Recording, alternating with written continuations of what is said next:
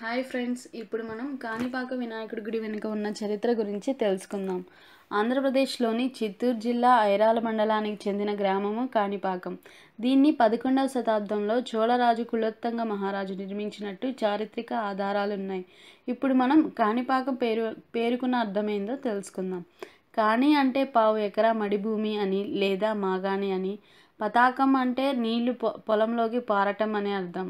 చరిత్ర ప్రకారం ఒకప్పుడు ముగ్గురు అన్నదమ్ములు ఉండేవారు. వారు ముగ్గురు 3 రకాల అవిటితనాలతో బాధపడేవారు. ఒకరు గుడ్డి, ఇంకొకరు మూగ, మరొకరికి చెవుడు. వారికి ఉన్న చిన్న పొలంలో సాగు చేసుకుంటూ కాలం గడిపేవారు. అలా ఉండగా ఒకరోజు బావిలో నీరు పూర్తిగా అయిపోయింది. దానితో ముగ్గురులో ఒకరు బావిలో దిగి లోతుగా త్రవ్వటం మొదలు పెట్టగా కాసేపటి తర్వాత గడ్డబారికి రాయి లాంటి పదార్థం తగలటంతో ఆపి క్రిందకి జాగ్రత్తగా చూశాడు. గడ్డపార ఒక నల్లని రాతికి తగిలి ఆ రాతి నుంచి రక్తం కారడం చూసి ఆశ్చర్యపడ్డారు. కొద్ది క్షణాలలో బావిలో నీరు అంతా కూడా రక్తం రంగులో మారిపోయింది. మహిమతో ముగ్గురి అవిటితనం పూర్తిగా పోయి వారు సంపూర్ణ ఆరోగ్యవంతులుగా మారారు.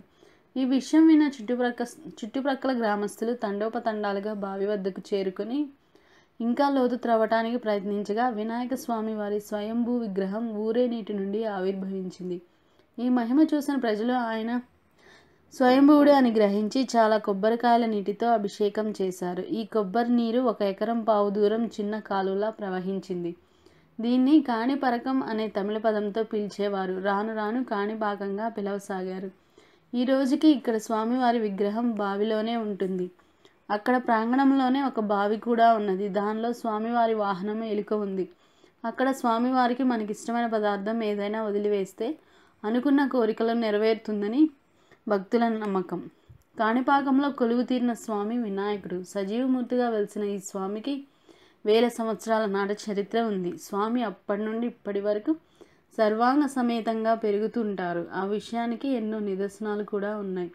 స్వామివారికి 50 సంవత్సరాల క్రితం వెండి కవచం ప్రస్తుతం సరిపోవటం లేదని చెబుతారు.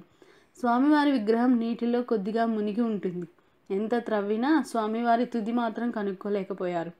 స్వామివారికి నిత్యం అష్టోత్తర పూజలతో పాటు పండుగ పర్వదినాల్లో ప్రత్యేక పూజలు నిర్వహిస్తారు. వినాయక చవితికి ఉత్సవాలను ఘనంగా నిర్వహిస్తారు. సత్య ప్రమాణాల దేవుడైన కాణిపాకం విఘ్నేశ్వరుడి ముందు అసత్య ప్రమాణం చేసినట్లయితే స్వామివారు శిక్షను విధిస్తాడు. అదే సత్య ప్రమాణం చేసినట్లయితే వారి కోరికలను నెరవేరుస్తాడు. అందుకే తాను నమ్మి వచ్చిన భక్తులకు సిద్ధి బుద్ధిలను ప్రసాదిస్తూ వరసిద్ధి వినాయకుడు అయ్యాడు.